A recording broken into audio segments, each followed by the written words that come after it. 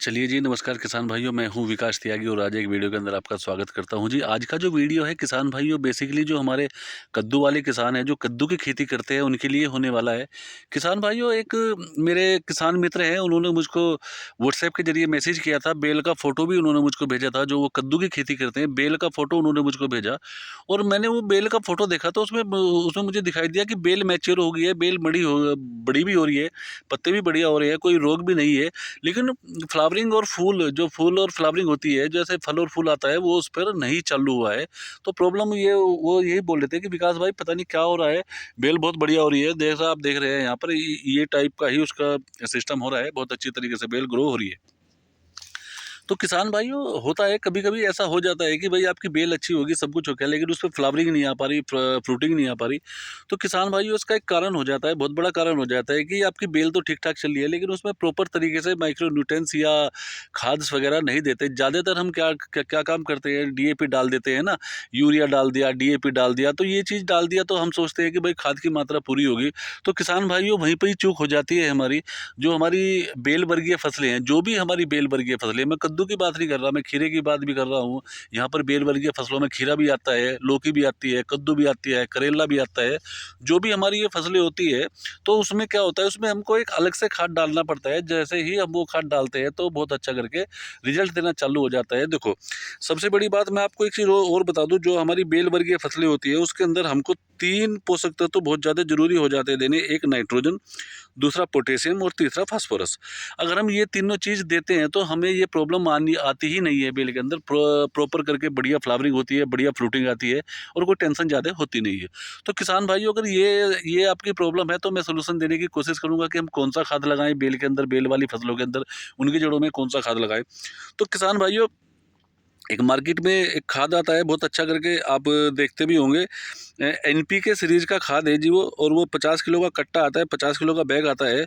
और एनपीके, उसका जो फार्मूलेशन है वो ध्यान से सुनना। एनपीके 10-26-26, अगर ये लेकर आएंगे मार्केट से, दोबारा नाम बता रहा हूँ, एनपीके 10-26-26, ये 50 किलो का कट्टा आता है किसान भाइयों। और आप ये 1 एकड़ में पर्याप्त होता है। और इसके साथ में आप जो लगाएंगे, आपको लेना है जी 10 केजी मैग्नीशियम सल्फेट, है ना जी। 10 केजी मैग्नीशियम सल्फेट लेना है आपको।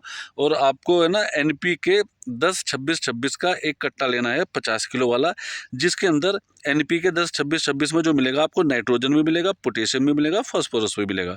तो आपको ये दोनों खाद लेकर आने हैं मार्केट से, 10-26-26 का एनपीके का कट्टा 50 किलो का, है ना। और आपको 10 केजी आपको लेके आना पड़ेगा मैग्नीशियम सल्फेट। तो जैसे ही आप लेकर आएंगे इसको और अपने खेत के अंदर डालेंगे, तो आप खेत के अंदर डालने के बाद हल्का हल्का पानी निकाल देंगे, और आपको 2 से 3 दिन में ही पता चलेगा कि आपकी जो बेल है, आपका जो जो बेल पे फल फ्लावरिंग बिल्कुल नहीं आ रही थी, लेकिन बहुत अच्छी हो रही थी, मैच्योर बेल हो चुकी थी, उस पर फल फ्लावरिंग आ रही, तीसरे दिन ही चालू हो जाएगी। किसान भाइयों, ये बहुत बढ़िया खाद है, बेल वर्गीय फसलों का बहुत बढ़िया खाद है। बहुत कम लोग इसकी जानकारी देते हैं। वह ज़्यादातर हमारे जो किसान भाई है, वो तो डीएपी डाल दिया, चलो जी ठीक है, नाइट्रोजन डाल दिया, तो वो सोचते हैं कि डीएपी डाल दिया बढ़िया है। लेकिन किसान भाइयों, डीएपी से काम नहीं चलने का। बेल वर्गीय फसलों में डीएपी अपना काम करता है, लेकिन अगर आपको ज़्यादा प्रोडक्शन लेना है, ज़्यादा पैदावार लेनी है, तो किसान भाइयों आपको जाना पड़ेगा एनपीके 10-26-26 पर, और मैग्नीशियम पर जाना पड़ेगा। आप ये चीज़ अपने खेत में कंटिन्यू लगाते रहिए। मैं ये कहता हूँ कि भाई साहब, आप फल तोड़ते तोड़ते परेशान हो जाएंगे, फल तोड़ते तोड़ते थक जाएंगे। इतना फ्लावरिंग आपको ये प्रोडक्ट निकाल के देगा।